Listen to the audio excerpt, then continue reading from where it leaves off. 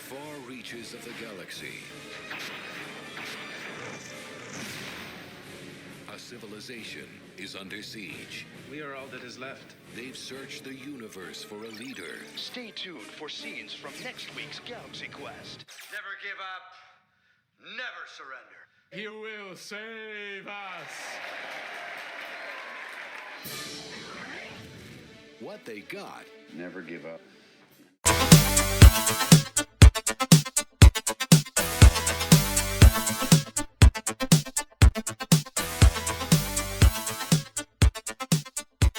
Hello and welcome to the Nostalgia Galaxy Quest House. That's right. I'm Johnny. He's Andrew. He's Will. Andrew, what are we talking about today on the Nostalgia Funhouse?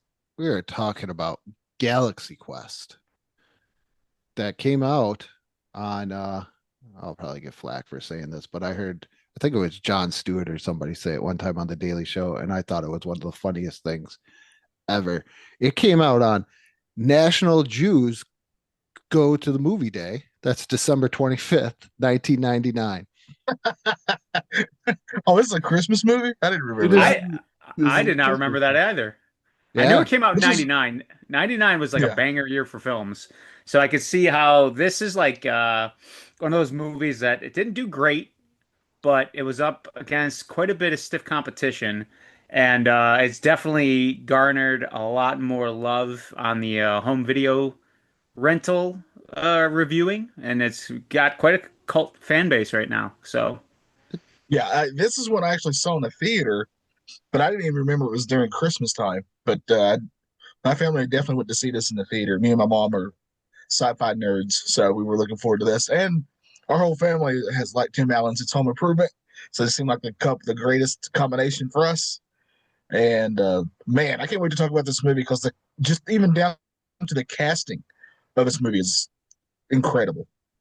It doubled it. Which I was just going to say, Johnny and I, we watched, there's a wonderful documentary called Never Give Up, Never Surrender. It's currently on Amazon Prime, but it sounds like watching that, they had a hell of a time trying to cast this. It seemed to be a lot of studio interference. They wanted to go with more comedic people that could do action versus people that could do action that were also kind of funny. So like they wanted Kevin Kline was like the original person they wanted for the Jason Nesmith role that Tim Allen played. Yeah. Well, Sigourney Weaver had to basically say, I'll do this because they didn't want her originally because she was already known for like a sci-fi thing. Yeah, which it's like if anybody's going to know this kind of environment, which is kind of poking fun at the sci-fi genre and the actors that are in such sci-fi genre, it's going to be people that have done it before. Yeah. So, I mean, I think this is perfectly casted. There's not one person in this film where I look at it and I go, you probably could have cast this person instead. It's excellent casting. Perfect. Agreed. So we got, besides Sigourney Weaver, we got Tim Allen, we got Alan Rickman, which I honestly think is like one of his best performances. And that's saying a lot. He's so good in this. Yes. Tony Shalhoub, Daryl Mitchell. They're all Sam Rockwell. So good in this. He stands up very well. He doesn't fall in this either, Alan Rickman. But like, and the crazy is with characters, like you like them all. Like they're all endearing characters. There's not like one character where like, oh, that sucked. Like they all have something about them that is charismatic and they draw your attention. Who was the guy with? He was one of the Thurmans or whatever, and he had the point in his hair. He wasn't the leader. That guy looks so damn familiar, and I cannot find him anywhere. Because I know, Rainn Wilson was one of them. This was one of Rainn Wilson's first films. Yeah, him and Justin it might have been. This is like Justin Long. Yeah. I saw Justin Long. I was like, wow. He's like 20. He's 20 in this. It was probably the character named Teb. Yes, it was played by Jed Reese. What the hell else was he in? Because I just finally found that. Right. Police Academy, the series. Whoa, easy, buddy. Let's not go too crazy with our roles. Oh, he played Glenn in The Ringer. That's what it was. Oh, okay. Ha! Oddly enough, I just picked that up for 50 cents at the North Tonawanda Library. Thus you should. Thus you That's a great film. that is. That's But a Knoxville movie. Yeah, yeah, yeah. Gotcha. That's got Yeah. one of my favorite lines. I'm going to use it right now. When the fuck did we get ice cream? I can't say my favorite line in that It's a movie. great one. I can't It's say a great line. if I okay, I'll do the politically correct way. When in the beginning, when it's his uncle's getting shaken down, and the good old Terry Funk. This is great. The Ringer, another great Terry Funk movie, even though he doesn't have a line in there. And then he sees the commercial with Jimmy and the mob guys, like he's the Deion Sanders of our word. And I was Yep. like, that is the great. And then do you think she'd like my shirt up or down or possibly tucked in? But yeah, Galaxy Quest, it did double its budget. I mean, it's a fantastic film. It Well, was they also marketed this movie so weirdly that really I think they, because when they were originally making this movie, I don't did they were trying to make this way more family friendly. Yeah, it definitely Than there's yeah. some things that I'll bring up and I think we should talk about where it's like you can tell that the studio wanted to make this like not even PG-13, They which wanted we'll PG it, talk yeah. about with one specific part, but they went PG. And I guess when they did the test screenings with the PG-13 where it was a little raunchier, people were complaining because like, how dare you have a Tim Allen movie? Like Tim Allen was known for Home Improvement, he was known for the Santa Claus. So how dare you put this convicted cocaine peddler I was gonna in a say non-family friendly yeah, I film? was gonna say Yeah. and running Coke. Don't forget about running Coke. Yeah. But yeah, so they definitely scaled it back to a PG. But to be honest with you, I think it's more accessible the way it is. Like if you made it a little bit more raunchy, I think it might have dated it.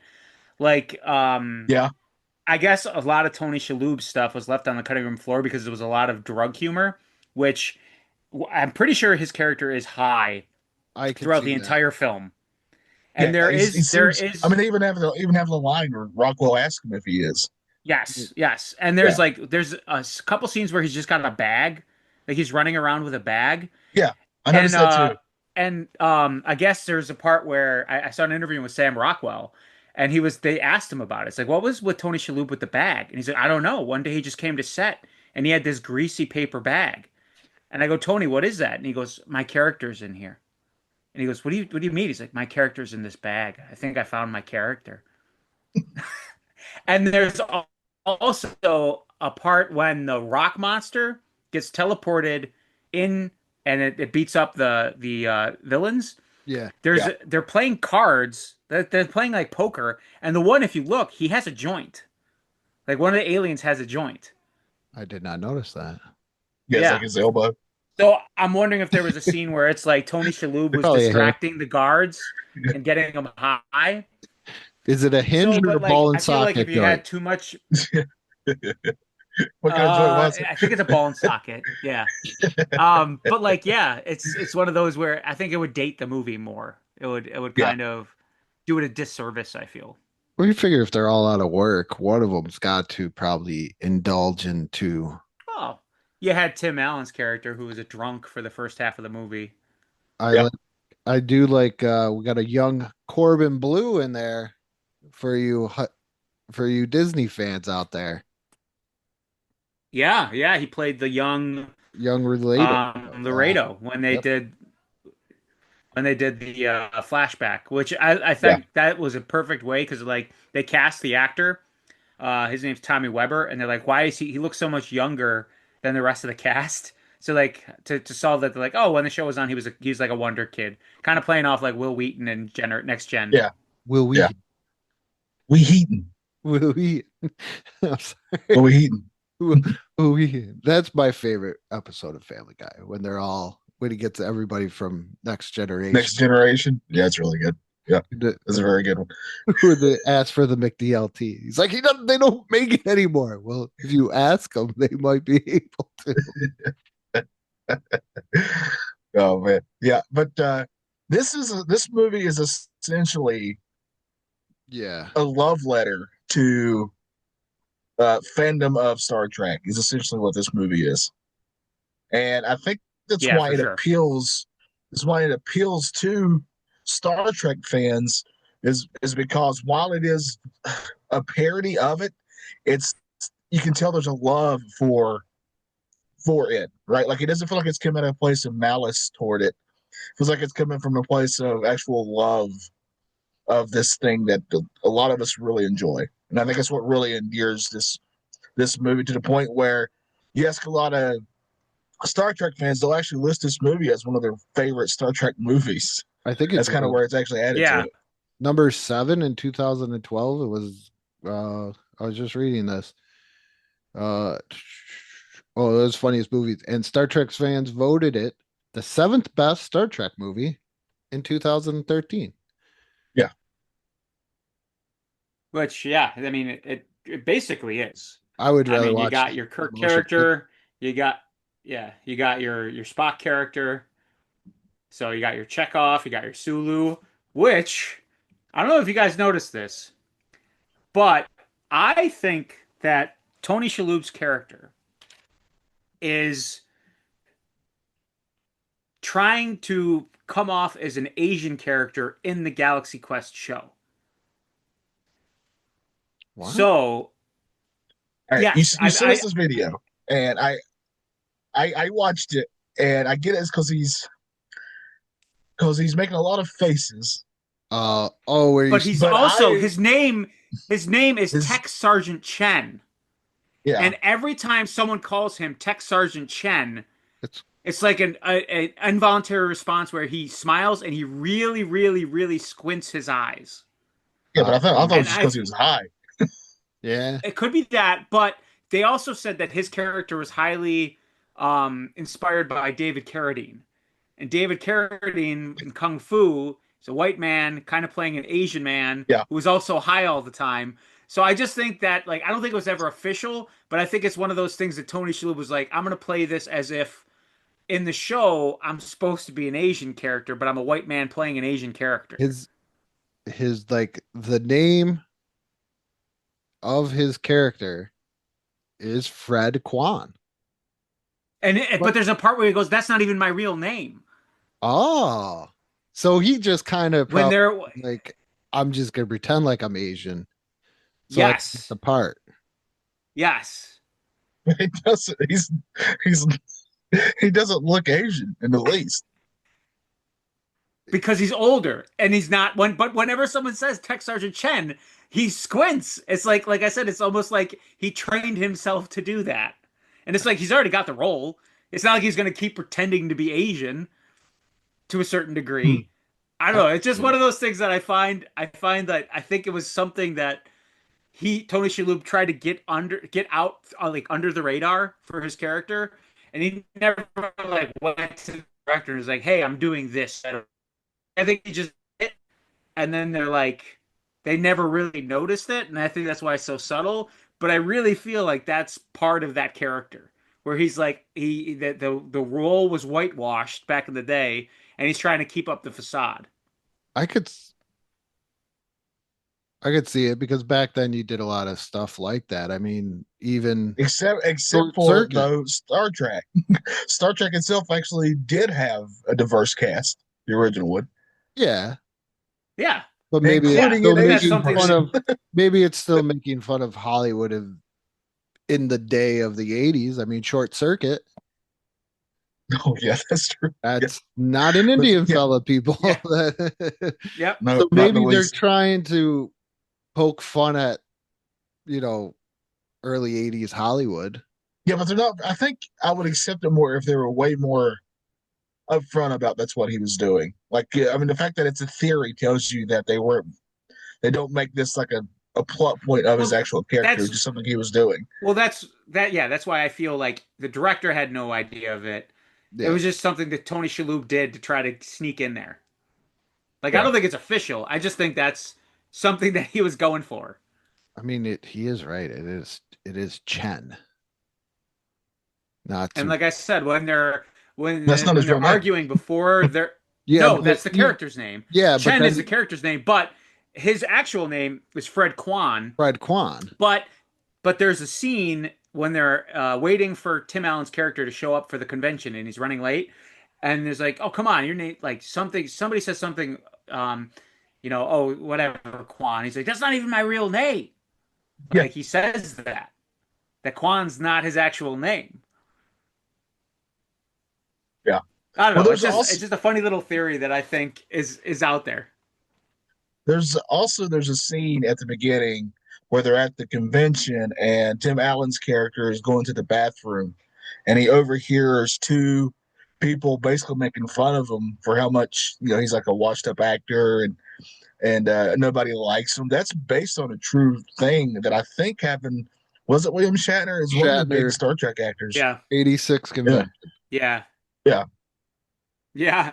I love, and then every time I hear that, I'm reminded by there was like a reunion special where they're all in their gear on the Enterprise set, and like Shatner's introducing the cast, and he introduces George Takei, but he pronounces his last name wrong.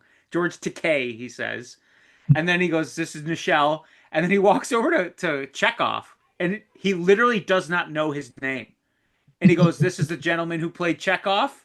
And like Walter grabs the mic, is like Walter, and what's his like Koning, Walter Koning, right? Yeah. Is his last name, I Yeah. believe. I think he pronounced it Canning, but yeah.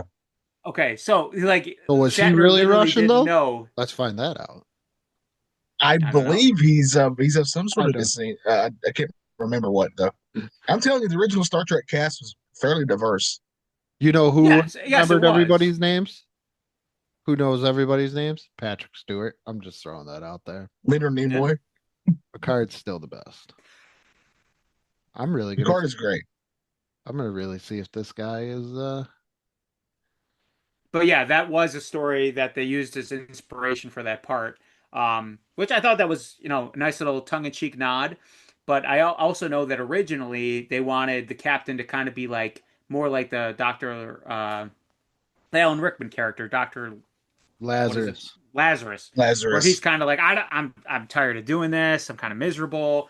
And then they spun it and they're like, no, the captain, he loves being the captain. Like Yeah. he would do it again in a heartbeat. And I think that gives the movie a lot more heart. And it's just a better dichotomy between him and Alan Rickman. Like their banter back and forth is great. Yeah. Like you've seen it all the time where like the one's like a thespian actor. And actually, there's in that Never Surrender, they go over the scene, very touching scene, where Tim Allen's character and Malthazar, like he's telling Malthazar that it's all fake, that he's an actor, and like Malthazar, they're very innocent, the Thermians, and you could see like his heart's breaking. And I guess Tim Allen that day, he's like, "Hey, I need to go back to my trailer because I don't like these feelings that I'm feeling. Like this is kind of getting heavy." And I guess Alan Rickman just looked and he goes, I think he experienced acting for the first time in his career. So Chekhov is of let's say Iron Curtain descent there, because it says Soviet Union, Lithuania, and his father was a communist who was investigated by the FBI during the McCarthy era. Oh, Who wasn't? Yeah, exactly. I know I wasn't. Well, Because you weren't good alive. reason for that. Exactly. I was never investigated for being a communist. I just want to put that out there. Well, yet the day is young. Yeah. Yeah. Yeah, I mean, speaking of like the convention, like I love the fact that they had it from such a good point of view. Like the Justin Long character and his friends, I feel like really keep this movie together and keep it like a different, like a good point of view. But this is like before conventions were like a cool thing. Yes, this is like when conventions are starting to become a big thing. Like it's not yet reached the level that it would get to. And in my art career, I have spent a lot of times at conventions, some fairly big ones even. and I've been privy to a lot of famous people and how they kind of act around their fans and stuff at conventions, and this felt pretty spot on because there would be some people there who you could tell were genuinely happy to be there and to talk to their fans and seemed like they're actually enjoying themselves, But then there would also be other ones there who like were kind of like the Lazarus character here, where he just wanted to sign his autographs and not talk to anybody, just look down the table. And I remember one time I was very bummed. I'm not going to say the name, but I talked to, when he didn't have anybody at his table, a certain voice actor for a certain Adult Swim show that I really enjoy. And when I tried to talk to him, he was the most miserable person. I, he might have just been having a bad day in his defense, because that does happen, but like he was just not having. And I wasn't, and I'm not somebody who's like wanting to take all your time. I was like, hey, I just wanted to say I enjoyed what you did, and he was just not having it. So they run the gamut. I thought this movie does a really good job of kind of capturing how each of these actors felt about that, because it must be really, it's really something when you're known for one character.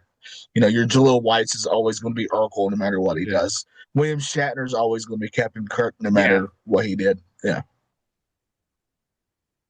I mean, just to So you didn't go up to him and just go, by Grapthar's hammer, by the sons of Warvan, you shall be avenged. You didn't just throw that at him.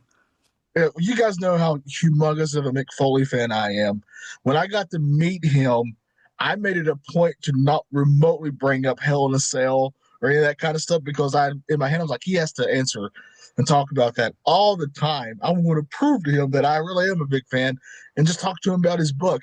And when I brought up his book, he seemed so relieved to not have to talk about being thrown from the top of a cell again and again. Similar scenario with the same gentleman. When I got to meet him, I walked by him and he was lacing up his boots.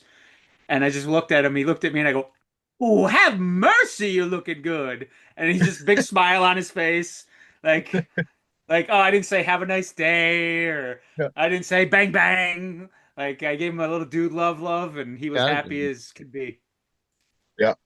I mean, that's like the best is when you see Alan Rickman's character, like, just he does not want to hear that line again. I love He does it. not want to say that line again. Every single person who comes up to his autograph, they give him, they just do the line, and I just love the way he like grabs the 8x10s from him, signs them, shuffles them out at him. Which, by the way, really adds weight to when he does say it later. Yes, exactly. And he doesn't say it, like the only time he says it is when they're at that like the faux Circuit City store opening. Yeah. By Grapthar's hammer. What a deal. Yeah. Just little bit of the plot here. This is like a 1980s Star Trek themed show. They kind of hit the convention circuit, all different personalities and how they are towards it. The alien race known as the Thermans find their broadcast and consider them historical documents. So they recreate the ship, everything. And this is very similar to, in my opinion, one of the best Futurama episodes with the original Star Trek cast, where like that alien had gotten the quote unquote original tapes, but he knew it was a show. That's the difference here. Yeah. But that's the reason why he kidnapped. I tell you what else. Ellie McBeal this is very one? much like. Oh, I thought you were talking about the Ellie McBeal one. I love that one. That was great too. Where they got that was great. And they're like, Fry, this is only 2 minutes. And he's like, well, it took me 2 hours to write, so I thought it was going to last 2 hours. Futurama is so great. One of my favorite Futurama lines is where the professor's talking about those big giant bees in space, and he goes, they're as big as a Buick and almost as ugly.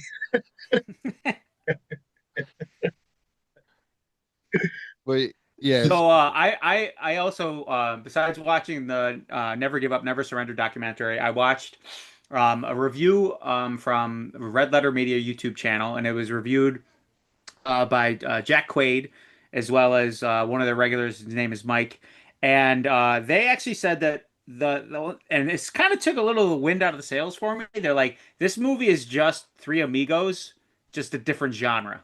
I could see. Holy shnikes! Yes, it is. Yes, it's just Three It Amigos is. done in space Yeah. instead of a Western. Yeah. So I Oh, yeah, haven't no way. seen Can Three I? Amigos in forever, so I rewatched Three Amigos last night, Oh, and I'm like, oh yeah, this is like like beat for beat, like there's the part where they have to like they realize that the people they're lying to, they have to tell them that they're actors, that they're not really the actors that they think they are, and then there's the part where it's like, listen, we're losers in our real life, so why don't we try to live in this world and be the characters that we are known for. Um, I just thought I think it's very interesting that they're so similar to one another. so would you say Galaxy Quest is missing somebody singing My Buttercup? And do you think Sarah should have got a sweater for his birthday? I don't think you change anything about Galaxy Quest. I love it as it is. I I think think it's perfect. It I doesn't would need have any liked to musical see. numbers. I would have liked to have seen Sarah. I have one change, and it's very small, nitpicky about this movie. I'll get to it Well, after do when you tell. get to the part. Okay. When you get to the Okay. part, I'll bring it up. All right. Okay. Okay. So we pretty much said like it starts out like a 1980s flashback, and they're at a convention, and everybody's waiting. They never do show the final episode No, No, you don't need because you it. really didn't need it. But so pretty much they're at the convention, and they're going to finally show the final episode of the two-part episode. And this is right when they're about to use a device known as the Omega 13, but nobody knows what it is, quite does, or anything like that. Um, so where are we? So the Thurmans show up there, and they Which I mean, not to cut you off, but did you guys like Johnny? You know, because you saw the documentary. But the guy who played Mathesar, he came up with the entire things that the Thurmans are known for, like oh the the yeah. vocal Their, patterns, the their walk, walk, their mannerisms, everything. how they talk. That's all him. He Yeah. wasn't when he was going in for the to like try to get the part. He wasn't going to get it, but then he was like, "Hey, I just want to try this. This is something I've been working on." And he just starts talking like this. I met this, kind of like how the mannerisms of how those aliens talk, and they were like, "That's it. This is it." Yeah. So And all the actors who got those parts had to quote unquote join his alien school to learn from him. And if you one of my favorite things about since I knew that and then watching the movie afterwards is looking at the extras, and you can look at the extras and some of them are trying their best but they're not quite getting it, and it's really yeah, fun to see them. but it adds to it because it's like Yeah. they're so awkward, and they're obviously they have tentacle. the shape shifting, the shape shift to look more human, aka we got to save on a budget here. So they Yeah. walk around as humans instead of their true form, which are like squid creatures. So yeah, the fact that they're awkward, like the one thing they do is like instead of having their arms and legs are alternating when they move, like when the leg goes up, the same arm goes up. Just, Yeah.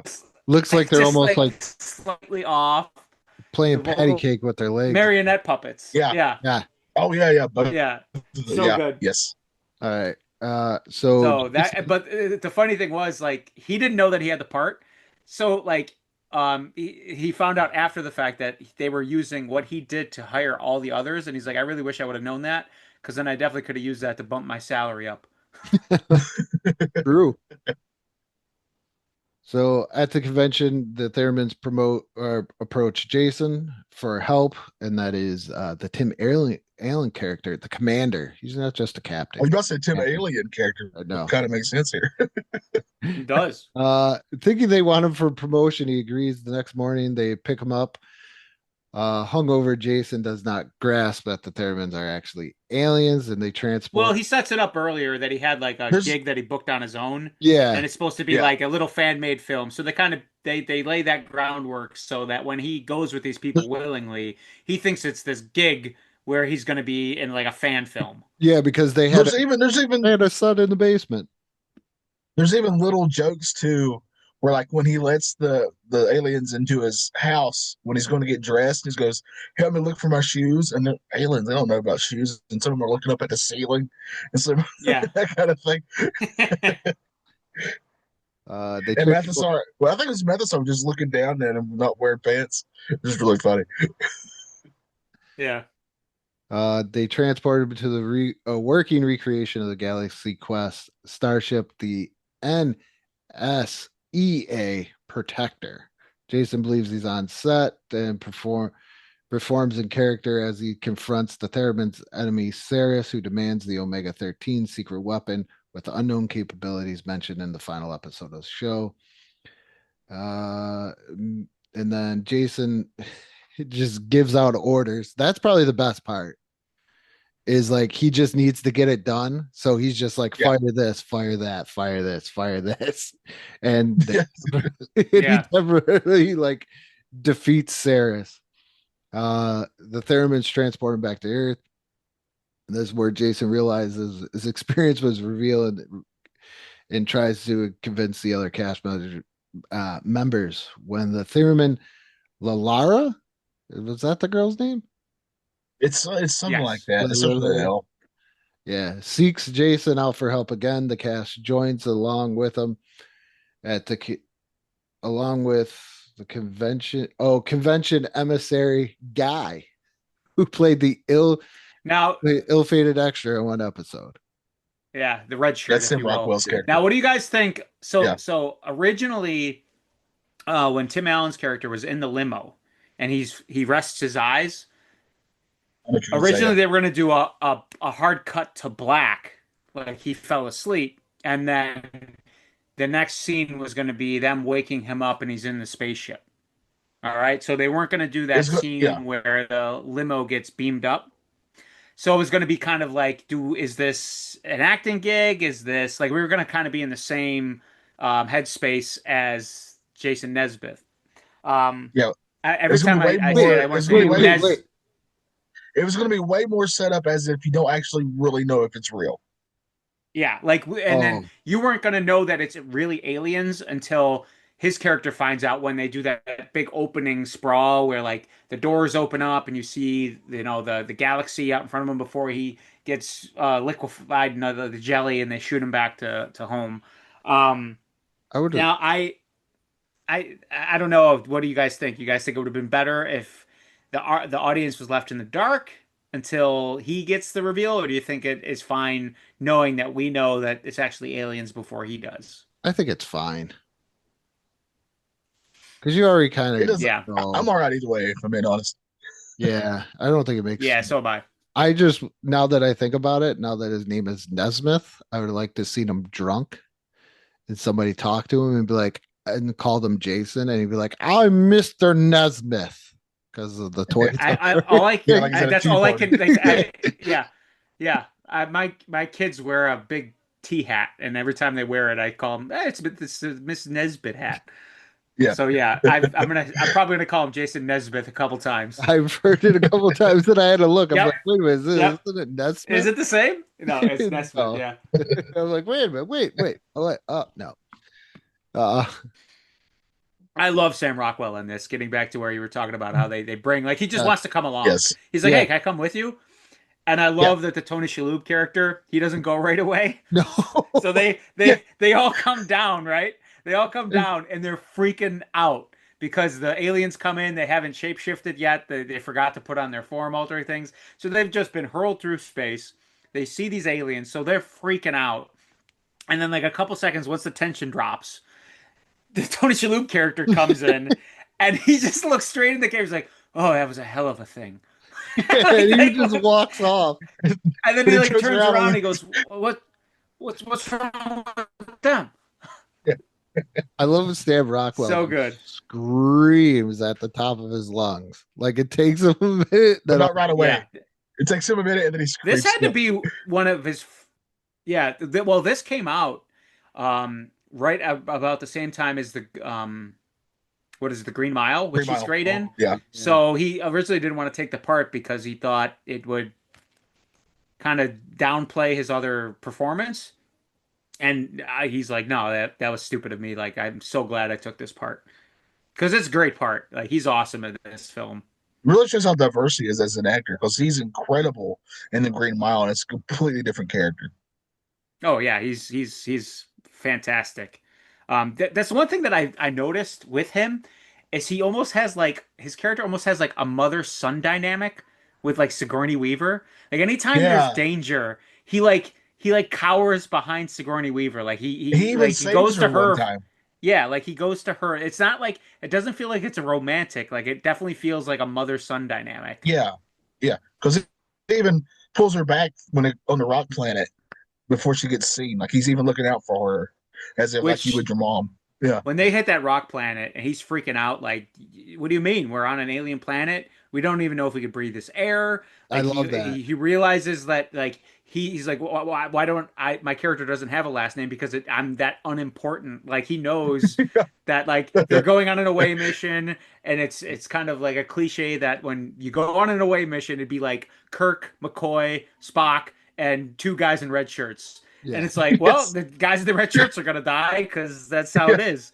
So he's like, and it has one of the best lines when they get to that rock planet and they see those little trolls, and they're freaking out. And Sigourney Weaver, she goes, "Let's get out of here before one of those things kills Guy." Like it's one of the best lines, yeah. and it just suddenly drops. Such a good line. Oh, so good.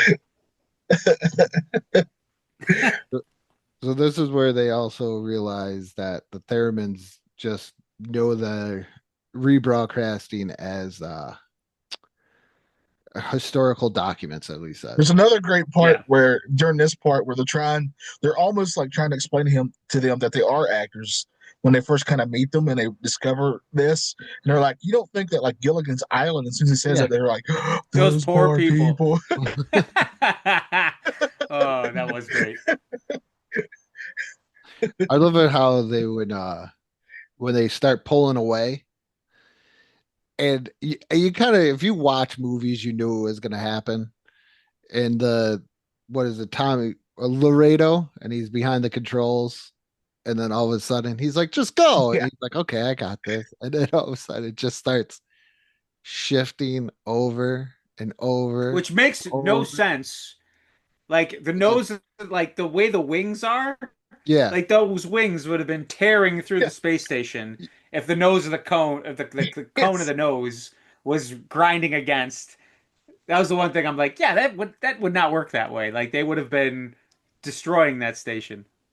But I do like how they set that up though, because like for these people, it's a historic moment of yeah. this happening with those people. So they're putting so much pressure on to that character to Yeah. drive the ship out of there because they were like, my crew would like to come up here to see this historical moment.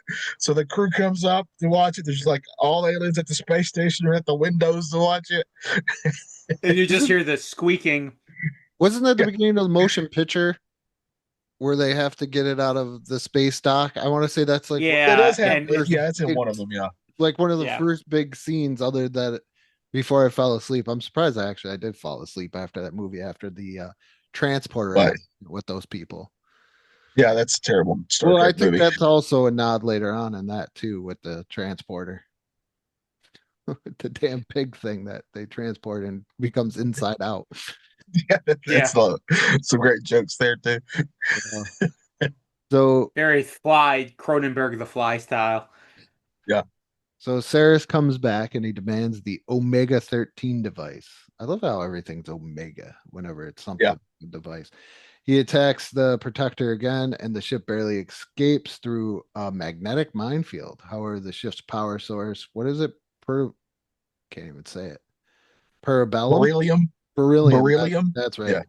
Is a Yeah. beryllium spear severely damaged, and they got to travel. This is where they travel to the rock planet, and they find. With all the little trolls, little goblins.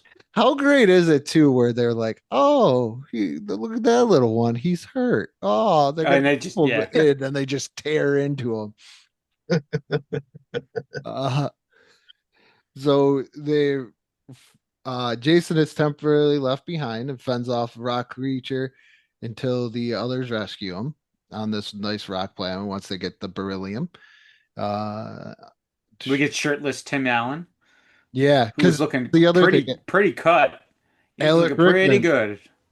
good, Yeah. what is it, Dane No video games for Alexander him. Dane.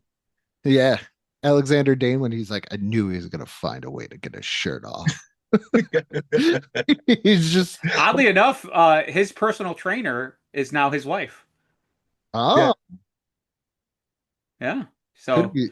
Do you think he was still on vitamin The C? personal trainer on that movie. I think that's how they met, wasn't it? yeah, yeah, that's how they met. Whatever her name is. Yeah. Yeah. Was it vitamin C? No, Also on the probably. diet? Yeah, I'm sure. I'm sure it was. Those vitamins that Hulk Hogan all told us to take. Those ones hurt. Not if you do them right. Are the suppositories? Yeah, they kind of go in the same spot. Yeah, yeah. I probably already told you guys this. The Mr. Perfect Warlord story that Conrad Thompson was telling, that Mr. Perfect, Oh, yeah. where Oh yeah. shot out and he's like, I think Yeah. full, buddy. So they return to the Protector. Sarah says, seize the ship, and then they also, at this point, Saris knows what's up. How does Saris know? Like, does he Well, they just show kill him. it?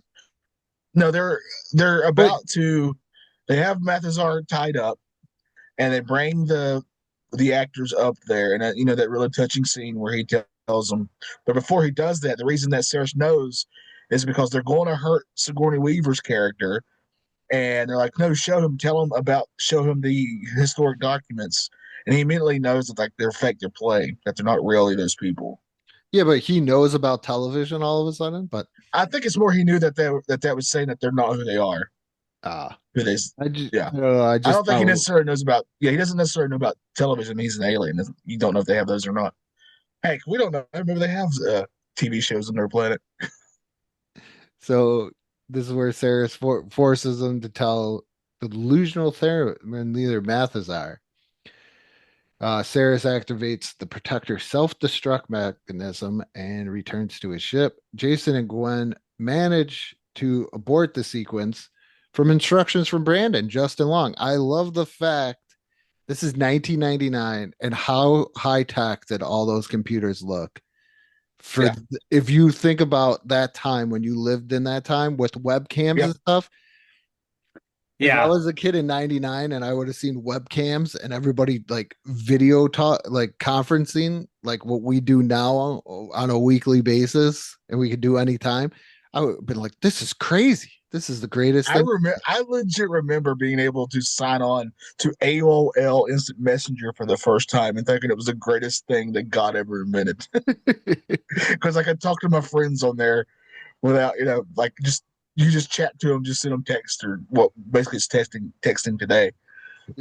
Yeah. But you get the door noise would go off when one of your friends popped in, or the door would close when they would leave. Yeah. But I gotta say, when they were interrogating Mathazar, another great line from Saris is when Tim Allen's trying to explain it to him that he's an actor, right? And I love when he just goes, explain it to him as if he were a child. Such a good line. Yeah, that's a great line. Yeah. They're pretty much explain it to him as you would a child. Yeah. Well, they really are, because I mean the Thermians don't they didn't even know what lying was until they met Saris. Yeah. They said they only recently discovered it. Yeah. I also when they're going through this, I think the best part is like as they're going through everything and they get to what the one kid refers to as the chompers. Yes. And they show what the chompers look like on the ship, and they're like super fast. And then when they show them on the show, they're so slow. Yeah. Looks like and they're only vertical. They're not the vertical horizontal. Yeah. They're just the vertical ones. It looks like somebody like took one of those like cardboard, like one of those big giant cardboard rolls, and just spray painted it silver, and then giant foam brick when it goes to the show. But then when you see it in like the real life, it's just like cartridges, cartridges, cartridges. But in the show, it makes no noise at all. And that kid like figures out the sequence. Yeah. And that's when we see the Chompers. Uh, we get Sigourney Weaver's character. She clearly drops an F-bomb when she sees him. She says, well, F that. Yeah. But they put in, well, screw that. But like it's so obvious that she's dropping an Yeah, F-bomb in that it's moment. obvious she is not saying screw. Yeah. And then her she's very she's unveiled, if you will.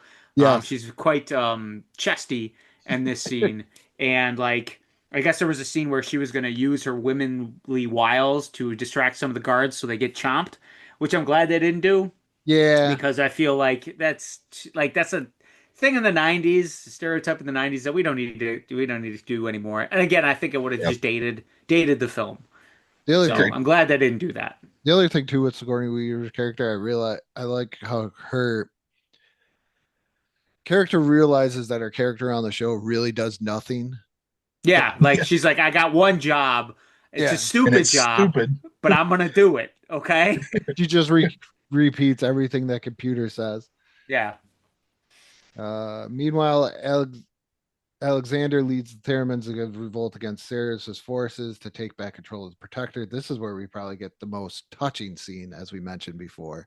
Yeah, Yeah. these two scenes, the Nesbitt and Mathazar is really touching, but they really went up with the Alexander and what's that third man's name? I'm blanking on it. It's Queelik. it's the one who Queelik.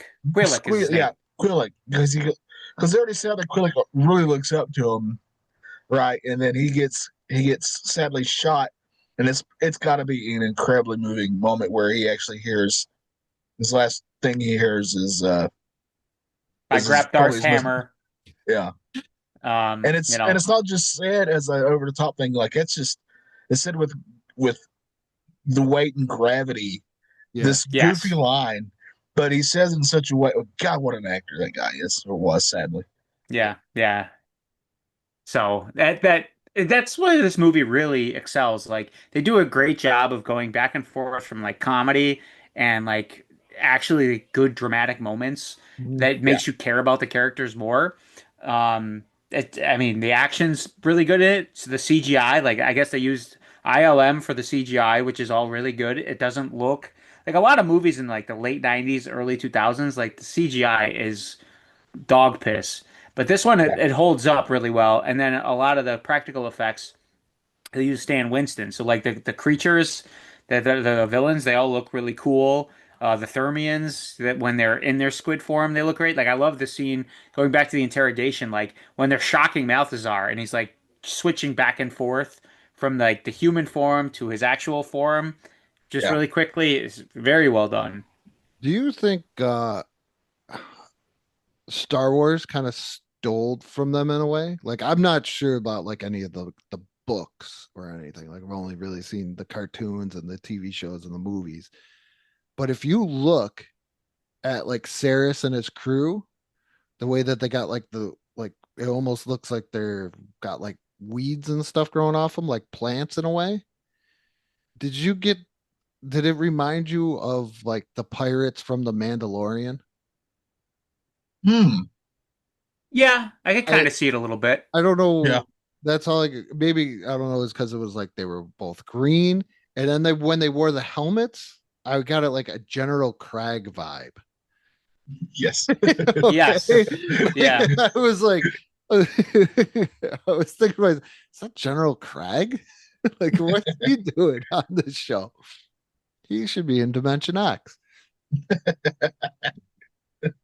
I'm just No, I can see the similarities. how my head was working at this point. So he leads the revolt. They take back control. When with renewed confidence, the crew challenges Ceres and draws his ship into a magnetic minefield, which is and they destroy it, which is great because this is like a typical Star Trek situation. Like, Yes. we are going to go into the danger. We are going to use the danger to defeat the enemy because they fly in there. They've got no shields, or I forget what they refer to them as here, but they pretty much have no shields. They're flying at Saris's ship, and they just let all the mines hit it. They're like, "Here you go, Yeah. it's the mines." which were set up previously in the movie. Yeah. So it's a nice little callback. So, I feel and you.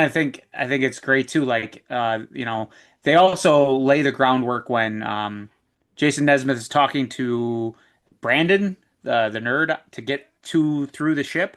Yeah. He like asks him what he thinks like the Omega 13 is. Like nobody Yeah. knows what it Yeah. is, and like Brandon's like, well, a lot of people think that it's like a big nuclear bomb, but I have a theory, and my friends have a theory where we think it's like a matter reorganizer, and that comes up later when Saris's ship is destroyed, and they think they've won the day, and then Tony Shalhoub, who we think is Tony Shalhoub, comes on the deck and just starts killing everybody when just to grab defeat from the jaws of victory. And then, Tim Allen decides to, hit the Omega 13, which then resets time and matter for like, I think they said 13 seconds, 13 hence the seconds. Omega Yeah. 13. Thir- And 13, yeah. yeah, he's able to then thwart Saris's plan. He just beats the hell out of him, punches him, and then they're victorious. And they probably would have killed at least a couple hundred of people when they crashed that spaceship into that convention. 100%. Yeah, I love that. nobody is injured, but they crash a spaceship, mind you, from space into just so happens to be the convention that's holding the Galaxy Quest appreciation. I mean, a lot I of weird car insurance claims. Yeah, I like for sure. I think that's probably one of my favorite parts of the movie too. Like to see the separation because it's it's a callback to the saucer separation from Yeah. this generation. And then as they're landing, that's when Brandon, the Justin Long character, he like grabs a bunch of Roman candles, and I don't even know what he says. And his parents are like, "Where are you going?" And he's like, "We gotta go set up checkpoints for the ship. It's gonna crash right into there." And, and his mom and dad are like, "What is going on?" And then the mom's like, "Well, at least he's getting outside." And as a Yeah. parent, I probably would have just said the same thing too. He's Yeah. getting outside. It does have a great cutaway gag too when he's giving Jason Nesmith like the directions, Yeah. and then Like, it it's at a just really like hard pivotal cuts point. to him taking out the garbage. Yeah. At like the most crucial moment because the Yeah. Yeah. thing won't go off. But like in the TV show, So not only it put sounds out the garbage, something but like he didn't separate the garbage into recyclables. And she goes, "Nope, nope, Yep. So good. also when they get introduced because it's such a like crazy scene because they're all coming out of there, and then you see Saris and Jason shoots Saris, and he just explodes, and nobody has any idea what's going on. Okay, so this is my little There's- complaint. There's a laugh out loud moment when they're doing those introductions for me. When they introduce Alan Rickman's character, Dr. Lazarius, the announcer goes, "Give him a hand, he's British." Like, what? What does that have to do with anything? Hey, Yes. that's Kevin McDonald doing that. We've It's already talked But about it's this such a good before. line. Like I just like those little pepper details that they put in this movie are what take Yeah. this movie to the next level for me. Like I heard Yeah. that and I'm like, what does that have to do with anything? Like, give him a British. hand, he's British. Yeah, All right, yeah. Yeah, you got to give him, man. He's British. But this part does have my one complaint, and it's a nitpicky one. It's that when he kills Saris, he just explodes, and there's nothing left of him. They've never at all explained that's what those phasers would do, but that's what they did here. Yep. Yeah, how They come do what they need you to do to move the story along. I'm wondering too if this had a little bit of inspiration for the Orville. It had to. Seth MacFarlane has always been a big Trek fan, and I think he also said he likes this a lot too. But that's Orville and this are basically love letters to Star Trek. I love Yeah. it. The Orville is really really good too. If you like, I liked it a lot. Yeah. Yeah, I thought it was a fantastic show. I hope it comes back for at least one last season. But it's not looking good. But pretty much the film ends as they're all back. Cheers, glory, and then you can see Galaxy Quest is revived with Galaxy Quest continues, and the cast all replies their role. They got their own next Yep, generation. and Guy and Laura are new cast members, and Guy actually Yeah. gets the name. He's like, yeah, Security Chief Rock Ingersoll. Ingersoll. I like Ingersoll. Yeah. But that I is do And love how her Lilaria, actor name was her name Jane is Doe. Jane Doe. Yeah, I thought that was Yeah. that was a nice touch. yeah. Oh, I forgot about that too. When after he transports the rock guy, and then him and good old Fred Oh, Kwan and Laura start getting into it in front of Rockwell, and he's like, "Get a room, you two." And then her tentacles start coming out. He's like, "Oh, what's going on?" Yeah, That's like, not that's not right. Yeah.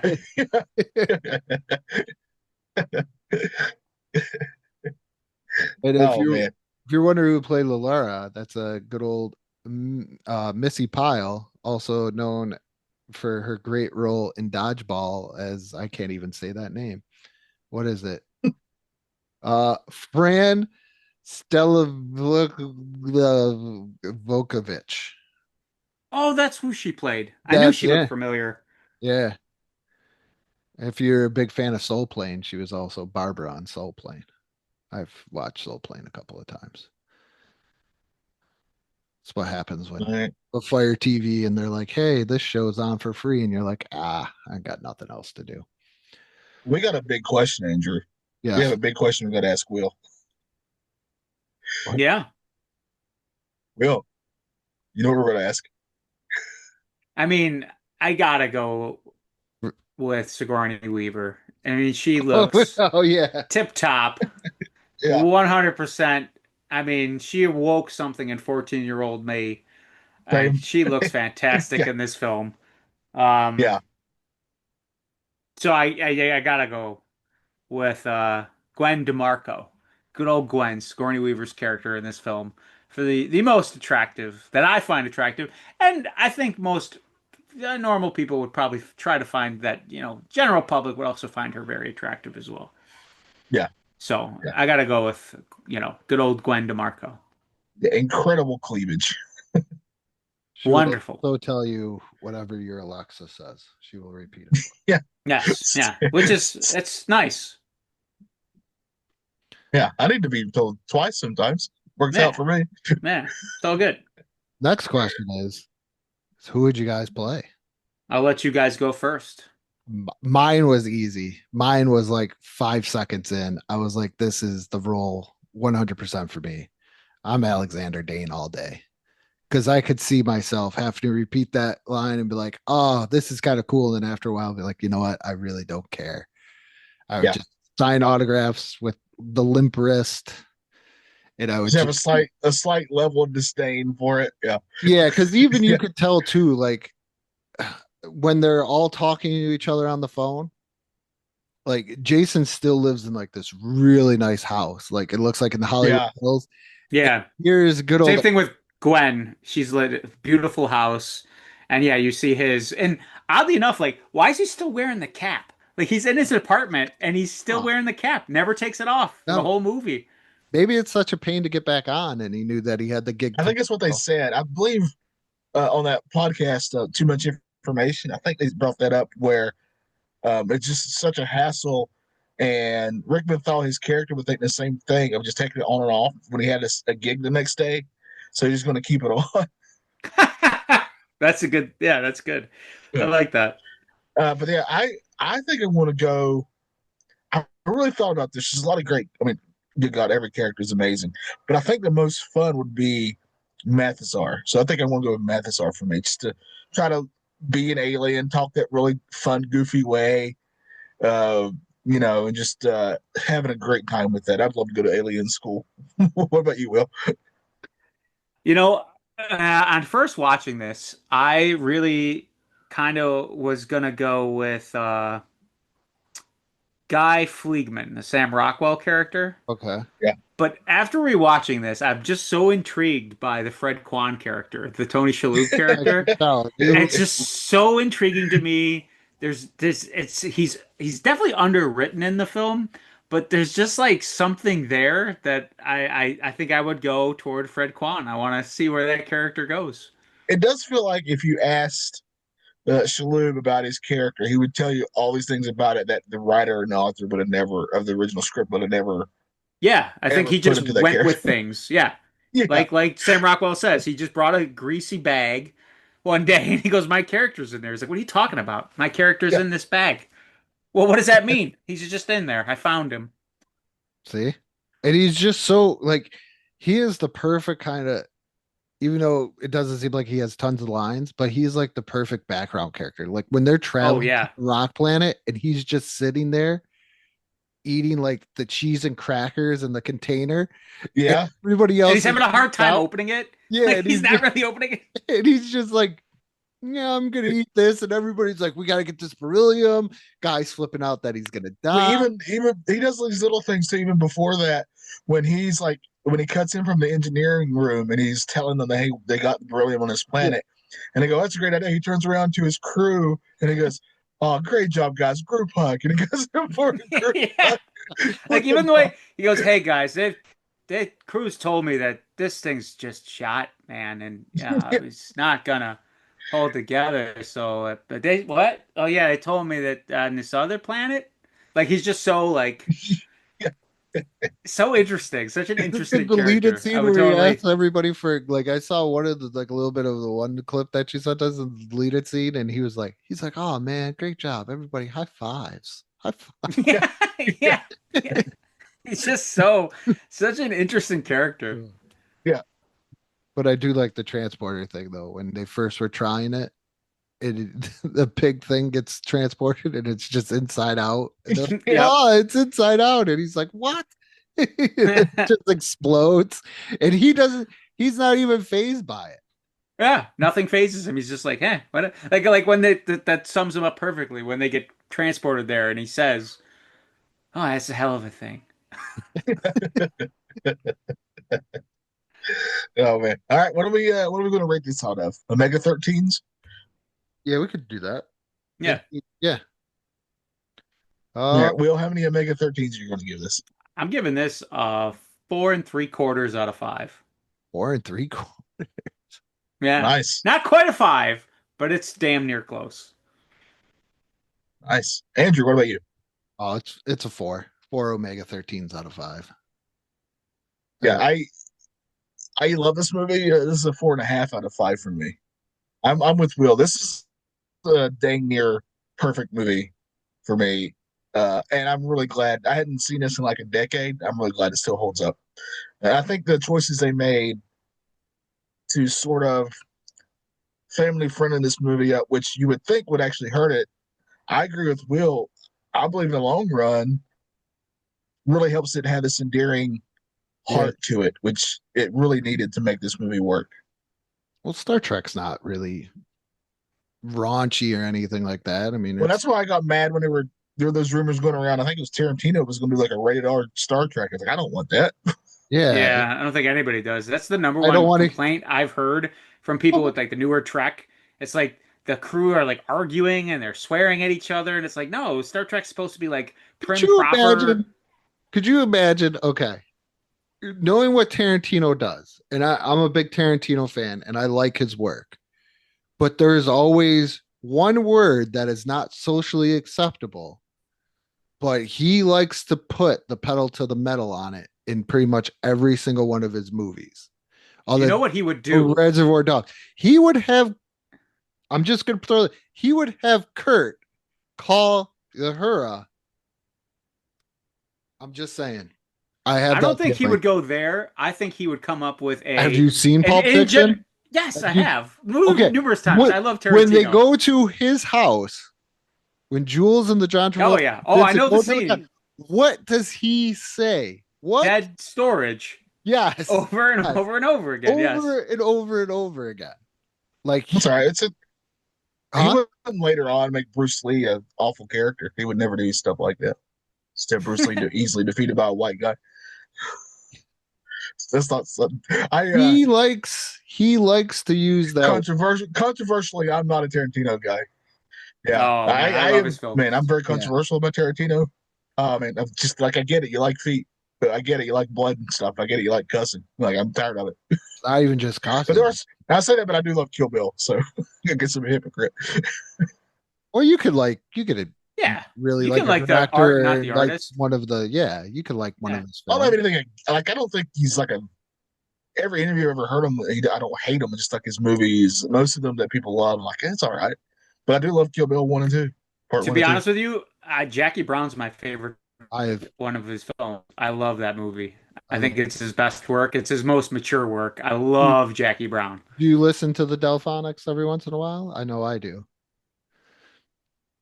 The Oh yeah, I do. Delphonics just chills you right out. It's Yeah, I'm so hooked on good. that. But I think Tarantino would come up with an in-universe slang for a Klingon, and then that would get dropped over and over and over and over again. okay. I now that you Yeah, say that, I think I would pay yeah. $10, $11 to go see that. Just to listen. Just Yeah. to listen to hear what he would come up with. Yeah. Because God only, hmm I mean, this is the man that he's still got one of my best favorite lines ever that he's ever written in a movie and with Reservoir Dogs when they do the are you gonna bite all are you gonna bark all day, little doggy? Or are you gonna Yeah. bite? So but why but that's such an odd choice either way though. Tarantino for science fiction. I don't know. That was just a I think rumor it'd that's been be around for interesting a just while. because it'd be something different. He's not going to do it, like especially Oh because no. he's pigeonholed himself into just doing one more film, then he's done. So, Can we get yeah, a Wes Anderson Star Trek? I'd like that. I like anything Wes Anderson. Sign me up. I got to see his new film though. Oh, Paul Thomas Anderson. He's another good one. I can't wait for his film coming out in Let's get September. all the With Andersons. not W.S. Anderson. He can go to No, hell. all of them. whatever happened to the Farrelly brothers? I'm just throwing out. The Anderson brothers. Yeah, I well, was no, thinking. I well, was the other movie I was considering was Dumb and Dumber. I was going to throw that out there. I do enjoy that one. Oh, that's classic. That's a We have to say I that before just my saw next this movie the pick. other day. 94, Dumb and Dumber, Ace Ventura, and The Mask all came out that year. Talk about just a whirlwind year for an actor. I That is crazy.